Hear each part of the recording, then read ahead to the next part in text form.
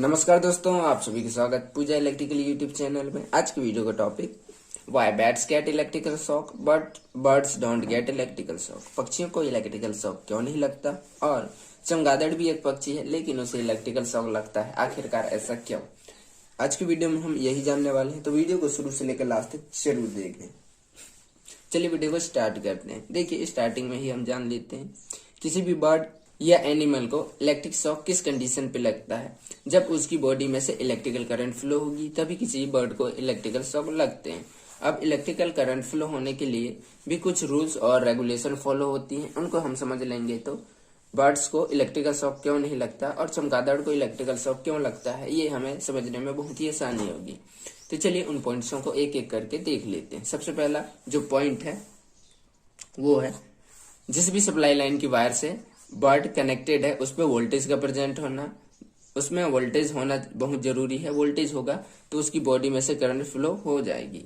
तो सबसे पहली बात, जिस भी सप्लाई लाइन की वायर से वो कनेक्ट है उस पर वोल्टेज का प्रेजेंट होना, प्रेजेंट ऑफ वोल्टेज, वोल्टेज का प्रेजेंट होना। दूसरा जो पॉइंट है उसकी बॉडी का रेजिस्टेंस, क्योंकि रेजिस्टेंस क्या करता है, इलेक्ट्रिकल सर्किट में करंट के फ्लो होने का अवरोध या विरोध करता है। तो जिसकी बॉडी का रेजिस्टेंस ज्यादा होगा उसमें से करंट फ्लो नहीं होगा या कम वैल्यू का करंट फ्लो होगा।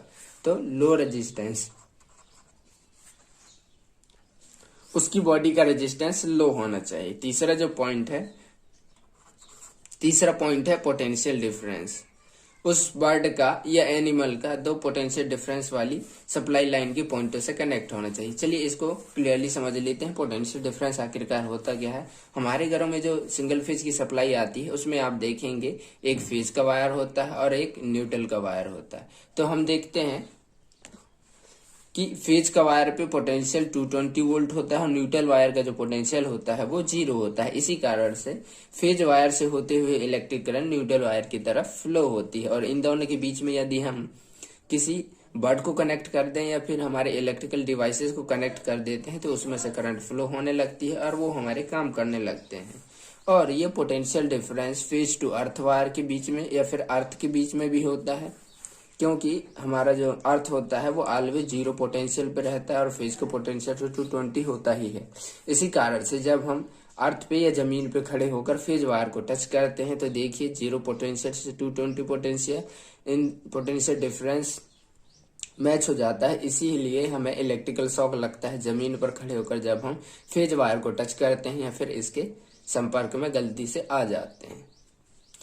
अब ये पोटेंशियल डिफरेंस दो फेज, अलग अलग फेजों के बीच में भी होता है, फेज वायरों के बीच में। इसको चलिए देख लेते हैं।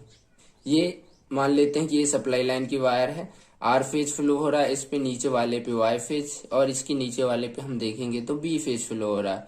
और सबसे नीचे हम देखते हैं मेन सर्विस लाइन की जो वायरें होती हैं उसमें न्यूट्रल का वायर होता है, neutral, B phase, Y phase और आर फेज। तो आर फेज और वाई फेज इन दोनों के बीच में प्रॉपर पोटेंशियल डिफरेंस होता है, लेकिन सेम फेज के एक ही वायर के दो पॉइंटों के बीच में देखिए कभी पोटेंशियल डिफरेंस नहीं होता, क्योंकि दोनों पॉइंटों में सेम पोटेंशियल होता है। इसको हम इस तरीके से समझ सकते हैं। देखिए ये आर फेज है, इस पे दो पॉइंटें हैं, ये इन दोनों पॉइंटों पे हम पोटेंशियल मेजर करेंगे तो हम देखेंगे कि यहाँ पर भी 220 वोल्ट का पोटेंशियल और यहाँ पर भी 220 वोल्ट का पोटेंशियल जो कि इस वायर में से फ्लो हो रही है। इस कंडीशन में हम यदि किसी बर्ड या एनिमल को इन दोनों पॉइंटों से कनेक्ट कर देंगे इस तरीके से तो उसकी बॉडी में से करंट फ्लो नहीं होगा, क्योंकि वह दो पोटेंशियल डिफरेंस वाली पॉइंटों से कनेक्ट नहीं। इसी कंडीशन में यदि वो इन दोनों वायरों के बीच में इस तरीके से कनेक्ट हो जाती है तो इन दोनों के बीच में क्योंकि प्रॉपर पोटेंशियल डिफरेंस होता है तो उसे इलेक्ट्रिकल शॉक लगेगा। अब ये पोटेंशियल डिफरेंस कैसे होता है इसको भी समझ लेते हैं। देखिए हमें जो 3 फेज सप्लाई मिलती है वो डिस्ट्रीब्यूशन ट्रांसफार्मर की सेकेंडरी वाइंडिंग से मिलती है। हम देखते हैं कि हमारे घरों के आसपास या फिर इंडस्ट्री में, अगर आप इलेक्ट्रिकल से जुड़ी पढ़ाई कर रहे हैं तो इंडस्ट्री में हम देखते हैं कि हमें जो 3 फेज सप्लाई मिलता है वो डिस्ट्रीब्यूशन ट्रांसफार्मर से मिलता है और डिस्ट्रीब्यूशन ट्रांसफार्मर की सेकेंडरी वाइंडिंग। तो सेकेंडरी वाइंडिंग में क्या होता है, 3 कॉइलें होती हैं, 3 कॉइलें होती हैं, उनके एक एक सिरे को इस तरीके से शॉर्ट कर दिया जाता है और इन दो फेजों और ये जो एक एक पॉइंटें बचती हैं इन कॉइलों की या इन वाइंडिंगों की, तो उनसे हमें आर, वाई और बी फेज मिल जाता है। तो इनके अरेंजमेंट कुछ इस तरीके से किया जाता है कि इन दो फेजों के बीच में, इन दो फेजों के बीच में और इन दो फेजों के बीच में प्रॉपर 120 डिग्री का फेज डिफरेंस होता है। इसी कारण से इनके बीच में भी आर और वाई फेज, वाई और बी फेज के बीच में भी प्रॉपर पोटेंशियल डिफरेंस होता है। इसी कारण से जब यदि कोई बर्ड या एनिमल इनकी दो पॉइंटों के बीच में, दो आर और वाई फेज के बीच में कनेक्ट हो जाता है, तो उसे इलेक्ट्रिकल शॉक लगता है, क्योंकि इनके बीच में प्रॉपर पोटेंशियल डिफरेंस होता है। अब चलिए हम अपने मेन टॉपिक पे आ जाते हैं कि बैट्स को इलेक्ट्रिकल शॉक क्यों लगता है और बर्ड्स को इलेक्ट्रिकल शॉक क्यों नहीं लगता। सबसे पहले हम देखेंगे कि आखिरकार बर्ड्स को इलेक्ट्रिकल शॉक क्यों नहीं लगता। तो बर्ड्स की कंडीशन में हम देखेंगे, ये एक मेन सप्लाई लाइन की वायर हैं, देखिए। तो बर्ड का साइज इतना होता है और वो यहाँ पे बैठा हुआ है, देखिए इस तरीके से। वो नीचे की वायर पे बैठ सकती है या फिर ऊपर की वायर पे भी बैठ सकती है, इस तरीके से। तो बर्ड का साइज इतना होता है कि वो सिर्फ एक ही वायर से कनेक्ट हो पाती है, दूसरे वायर से कनेक्ट नहीं होती। इसलिए उसके पैरों की जो दो पॉइंटें हैं, देखिए ये दो पॉइंटें, वो एक ही वायर से कनेक्ट होती हैं। इसी कारण से इसके पैरों के दोनों पॉइंटों के बीच में कोई भी पोटेंशियल डिफरेंस नहीं होता। इस कारण से इसकी बॉडी में से करंट फ्लो नहीं होती और इसे इलेक्ट्रिकल शॉक नहीं लगता। इसी कारण से बर्ड्स को इलेक्ट्रिकल शॉक नहीं लगता। लेकिन चमगादड़ के केस में क्या होता है, देखिए चमगादड़ को भी देख लेते हैं। चमगादड़ हमेशा आप देखेंगे उल्टा लटकता है। तो उल्टा लटकता कैसे है, देखिए मान लेते हैं कि वो इस फेज पे लटक रहा है, इस वायर पे लटक रहा है, तो उसका जो पैर है ऊपर वाले फेज वायर से कनेक्ट है और निचला उसका जो सिरा होता है, सिर वाला भाग होता है, वो दूसरे वायर से इस तरीके से कनेक्ट हो जाता है।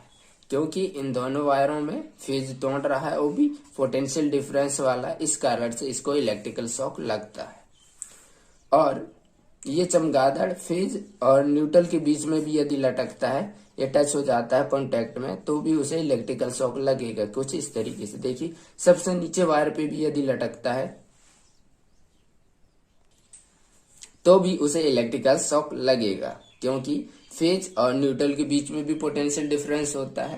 तो इसी कारण से बर्ड्स को इलेक्ट्रिकल शॉक नहीं लगता और चमगादड़ों को इलेक्ट्रिकल शॉक लगता है, क्योंकि चमगादड़ सप्लाई लाइन की दो पोटेंशियल डिफरेंस वाली पॉइंटों से कनेक्ट हो जाती है। और जो बर्ड्स होते हैं या पक्षी होते हैं, उनका साइज इतना होता है कि वो सिर्फ एक ही वायर से कनेक्ट हो पाती हैं। यदि गलती से बर्ड्स भी दो वायरों से कनेक्ट हो जाती हैं तो उनको भी इलेक्ट्रिकल शॉक लगेगा। तो दोस्तों आज की वीडियो में हमने देखा कि आखिरकार क्यों चमगादड़ को इलेक्ट्रिकल शॉक लगता है, जबकि वह भी एक पक्षी है और पक्षियों को इलेक्ट्रिकल शॉक नहीं लगता। अगर आपको हमारा वीडियो पसंद आया तो वीडियो को लाइक करें और चैनल को सब्सक्राइब करें। इसी तरीके के इलेक्ट्रिकल से जुड़ी वीडियोस के लिए साथ ही बेल आइकन की घंटी को दबाएं, ताकि हमारी द्वारा अपलोड की जाने वाली वीडियो आप तक पहुंचती रहे सबसे पहले। तो चलिए मिलते हैं अगले वीडियो में, तब तक के लिए धन्यवाद।